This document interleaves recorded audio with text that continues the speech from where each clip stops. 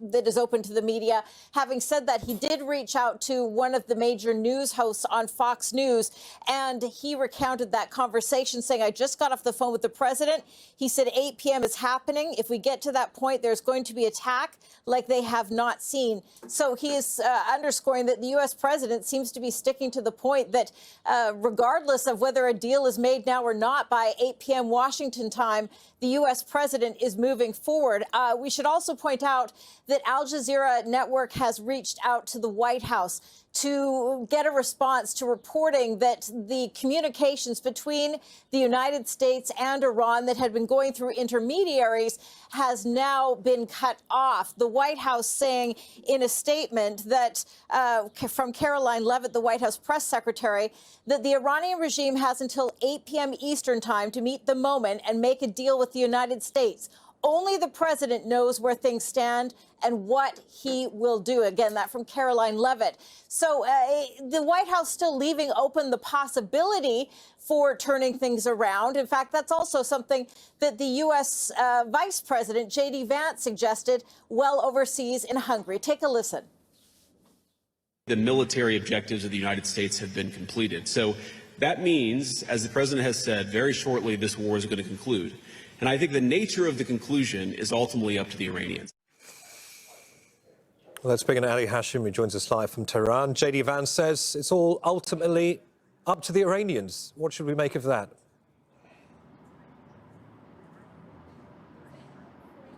Well, the fact is that right now the line, actually we don't know if the lines are cut or open, because hearing from the Secretary of in the White House that the Iranians have a deadline to respond, or else things will be different. That means that there's no two lines going on. And from the Iranian side, I think it's just the same going on, because the gaps are huge. And to bridge these gaps, the Iranians will have to give really some huge concessions. It doesn't seem that they are ready for that, or they do not want that, and they're not taking into consideration all the threats. Now, a few minutes ago, there were interceptions in the skies of Tehran. Then we heard a couple of explosions. It's been going on for the past hours. Strikes are going on, so nothing till the moment is outside the expected. But everyone is waiting to see what's going to happen after 8 p.m. But with respect to diplomacy, we're not hearing anything in Tehran. Tehran is not reacting, and our sources are not responding. All right, Ali, thanks for that. Well, we know that Qatar is calling for a diplomatic solution to the conflict as soon as possible. The Foreign Ministry spokesperson, Majid Al-Ansari, says the war is at a critical point. Take a listen. We have been warning since 2023 that escalation left unchecked will get us into a situation where it cannot be controlled. And we are very close to that point. And this is why we have been urging all parties to find a resolution out of this, to find a way of ending this war before it spirals out of control. Right now, I don't think Qatar can offer any answers to your questions. The only thing we can do is to say that all of us in the region have always had a very clear position around this. The infractions on our sovereignty by Iran cannot be explained or justified in any way. The continuation of this war in this way will only mean more costs for the people of the region, for the international peace and security, for international economy, for international energy markets. And there are no winners in the continuation of this war. There are only losers, and the net of losers is expanding every day as a result of the ramifications of the economic situation. Zain Basrawi is live in Dubai for us. Zain, beyond this warning that the situation could be spiralling out of control, is there any sense from Qatar or other GCC states that they have any agency to affect the outcome right now? Well, that's really a difficult question to answer when they've been trying to exert their enormous diplomatic power since the beginning of the war, since before it even started. They have very strong relationships with the West, with the United States. Many of the countries here have communication channels, in some cases, in the case of the UAE, diplomatic channels with Israel. strong economic, market, and diplomatic ties for decades with Iran. And they've brought all of that political collateral to bear since before the war even began, and to really no avail. They found themselves unwilling participants, affectees of this war, stuck between two maximalist and expansionist and stubborn sides, the US and Israel on one and Iran on the other, neither side willing to give an inch. And what we have seen is over and over again, really all the agency they seem to have is to be able to defend themselves, fire their air defenses, condemn attacks on civilian and power infrastructure, condemn Iran's consistent retaliatory strategy to attack what they call US assets, US interests, Israeli interests in the region on sovereign Arab soil. So do they have any agency at this critical stage, hours to go before this deadline, reading all of the rhetoric coming from all sides, the severing of communication channels to affect any sort of change? Well, the Qatari Ministry of Foreign Affairs spokesman Majid al-Ansari may be more of an oracle than perhaps he wants to be. What else he said in his press conference was, we are still at the threshold of all of these challenges. That threshold was hours ago, and what we have seen over and over again, every day this conflict has gone on, that the escalation threshold is broken by the US and Israel. They continue to go past it, and Iran continues to meet them at that threshold consistently. So what we are seeing now is perhaps the final hours of yet another escalation threshold that, in US President Donald Trump's own words, will be even worse than we've seen so far. And we have to say the last month or more of war has been consistently escalatory and consistently getting worse and worse in terms of ground realities in Iran, in Israel, and here in the GCC as well. What else we're hearing that gives us an indication of where things are going is that the IRGC has said it will respond outside the region, deprive the US and its allies of oil and gas for many years if the US crosses red lines and attacks civilian facilities. And so far, all sides in this, the US, Israel, and Iran, have said something and then followed through on it. And that has been what the GCC has been forced to continue to observe, condemn, and continue to call for dialogue. But no one seems to be listening at this stage. Zain Basravi in Dubai, thank you. Smoke's been rising above Tel Aviv after an Iranian missile landed in the north of the city. This was the scene after a projectile fell in the Ramat HaSharon district. Alarms also sounded in Eilat and central Israel. Explosions were heard in the Israeli city of Nahariya after Hezbollah fired rockets from Lebanon. At least 10 projectiles were launched towards the north in the latest barrage. Israeli medics say 2 people were injured in that attack. Israel's Prime Minister Benjamin Netanyahu has confirmed Israeli warplanes struck bridges and railways in Iran, which he says were used by Iran's Revolutionary Guard. Yesterday, our pilots destroyed transport planes and dozens of helicopters at an Iranian Air Force base. Today, Israeli pilots attacked the railways and bridges used by the Revolutionary Guards. They use them to transport raw materials for weapons, and the actors who attack us, the United States and the countries of the region, the same actors who also oppress the Iranian people. Let's bring in Nora. She's following developments in Israel from near Ramallah in the occupied West Bank. So Nora, reports, as I mentioned now, these explosions heard in several locations in Israel. These rockets mostly fired by Hezbollah. At the same time, Benjamin Netanyahu coming out and saying very clearly that his plans, his strategy for Iran doesn't seem to be doing anything more than escalating. That's right. And in the past 2 hours, we've seen warnings of 3 volleys of Iranian missiles, 1 in the south and 2 to the center area. We're hearing of initial reports of perhaps an impact site in Tah Tikva, which has been repeatedly attacked. Tah Tikva has several military industry factories. One of them was hit earlier in the week. Now, the rhetoric, the political rhetoric, is certainly one of escalation, not just from the Israeli Prime Minister, but even the Defense Minister. The rumblings in Israel, if you will, is that Donald Trump shouldn't take what's on the table, what mediators are offering, because anything short of absolute victory, of total decimation of the current government, of creating the conditions to completely collapse this system of government, would be tantamount to defeat. And the Israeli Prime Minister in particular has really tied his fate to this war. So you do not hear words of the possibility of reaching compromise. You hear the exact opposite. And that's why we saw those reports of Benjamin Netanyahu speaking to Donald Trump, counseling him to reject all those offers. Strategist of the Likud party of Netanyahu even talking about scenarios that are far more violent than just aerial bombardment of the air grid, of the energy and power grid, and other vital infrastructure. That hit list, according to sources, is already in place, coordinated with the U.S. Army and waiting for the green light from Washington. Noorada in Ramallah, thank you. Now, at the start of the US and Israel's war with Iran, President Donald Trump said one of the objectives was to destroy Iran's missiles and raise its missile industry to the ground. More than a month into the conflict, Iran is still firing ballistic missiles and drones across the Middle East, and its main target, Israel. Kulsoon Sharif explains. Since the start of the war, Iran has conducted a wave of missile attacks against Israel. While strikes from the Lebanese armed group Hezbollah have targeted the northern region, Iranian attacks have been at the center and southern region, causing casualty and significant damage. Now, we've seen cities like Tel Aviv, Haifa and others repeatedly targeted.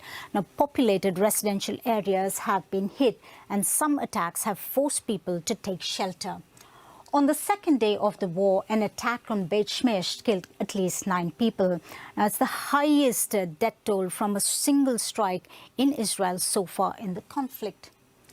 Now, Iran has been conducting fewer strikes as the war goes on, but it's begun to use what appears to be cluster munitions, which are designed to cause more damage. Now, these are weapons that release dozens of bomblets that scatter over 7 to 10 kilometers, and they can bypass traditional defense systems like Israel's Iron Dome.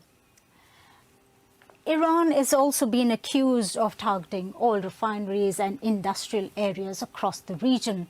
On Sunday, an attack on a major petrochemical hub, the third in a week, sparked fears of chemical leaks.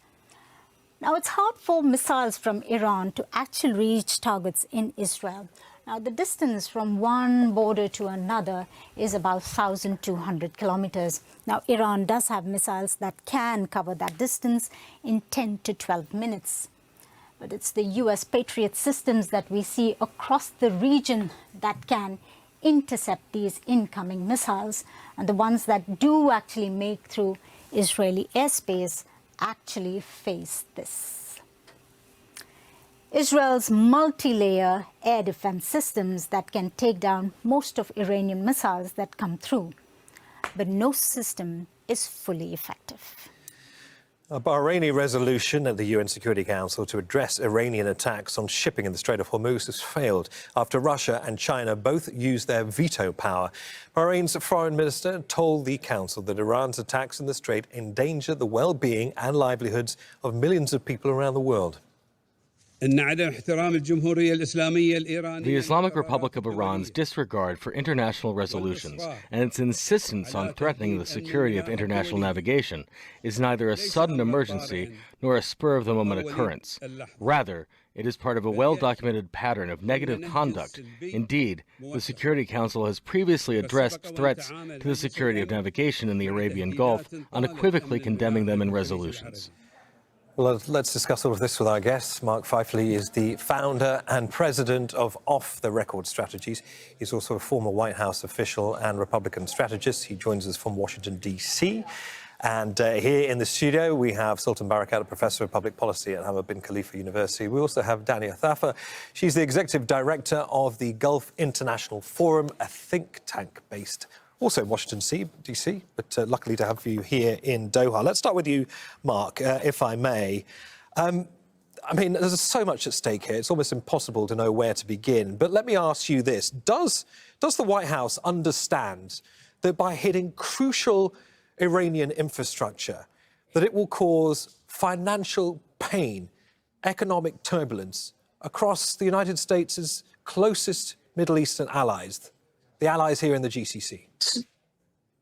So the career people at the National Security Council, the political people, I think they foresee what's going on.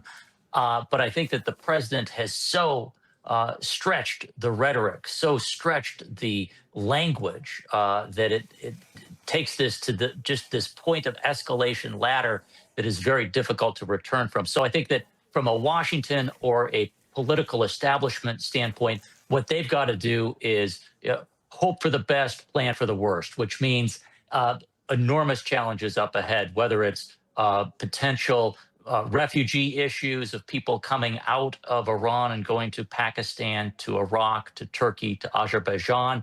None of these countries are ready for that type of an impact. The potential of proxy elements that are being initiated even further, such as Houthi, such as Hezbollah, Iraq, that sort of thing. Then, as you mentioned, the economic shock. Yes, I think an increase in oil prices is also quite possible, which will have a dramatic impact across the global economy.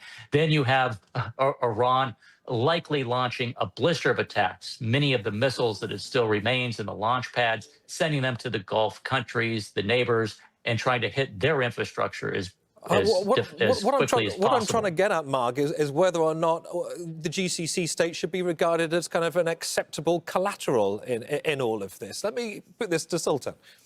Well, I think to answer your question, they certainly know. And they know that Iran, also by experience over the last few weeks, if it's going to go down, it won't go down on its own. It's going to take the whole region down with her. But the question is whether they really care. And I think they don't. And I think they don't because the United States decision is not in its hands, it's in the hands of Israel and Netanyahu. And you could see today, the president is threatening attacking infrastructure. And Netanyahu, what does he do? He goes and he does it. He attacks infrastructure. So it's not the US president who's really calling the shots at this moment. And it's really sad to see the US with its power being hollowed out in this way. You think that decision was made without the US knowing it, the Israeli decision to already start hitting bridges and energy plants? Well, yeah, of course. I think. Well, I hope we think out of wanting to think good of the United States that they've not authorized these attacks. But I think, based on experience, the previous attack on the gas fields, the attacks on hospitals, etc., I would say the United States would want to distance itself as much as possible because their president has been publicly threatening to go for infrastructure, and now you hear Netanyahu. He hit. But Netanyahu has the cunning ability to present it slightly differently. He immediately came out with a statement that we took out the bridges that are used by the Iranian Revolutionary Guard. Of course, that's nonsense because there are no bridges or railways exclusively used by the guards. But you can see an unhinged president who obviously seems extremely frustrated, who I think in his own way, he seems to have come to a settlement with himself, an agreement that this is morally correct. And you could see this in the build-up to Easter. Right. All this spiel of religious, talk around him, comparing him to Jesus, etc. The man, I think, now is at a stage where he feels he has been chosen to do a job that is difficult. No one else can do it but him. And this is extremely worrying, I think, at this stage, particularly if we consider what Israel could do next, which I hope I'm mistaken, but I think they're almost certain going to go for tactical nuclear weapon to show the world and to come out as a nuclear power. And this is what Netanyahu There's a very dark Rubicon that could potentially be crossed. Yes. Let's not go there in this conversation right now, but I hear you, Sultan.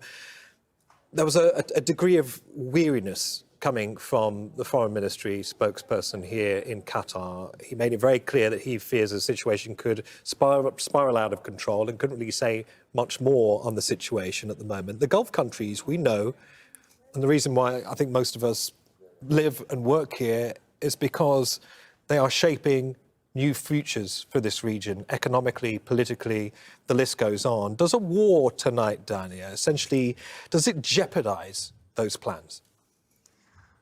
Indeed, it does. The fact that Dr. Majid Al-Ansari, the spokesman for the Foreign Ministry of Qatar, said that this could escalate out of control is very concerning because, usually when the ministry sends messages, they're usually very measured and calculated, and therefore it's not a good sign for the Gulf states. I know that they're very careful also not to cause any sort of panic as well. This is very dangerous for the Gulf. As you can see, there are concerns across the region about critical infrastructure such as water desalination, energy facilities, electricity grids. And even Pakistan today came out and made a statement that they're willing to protect Saudi in case of an escalation. And for Pakistan as the mediator or the facilitator of talks to say something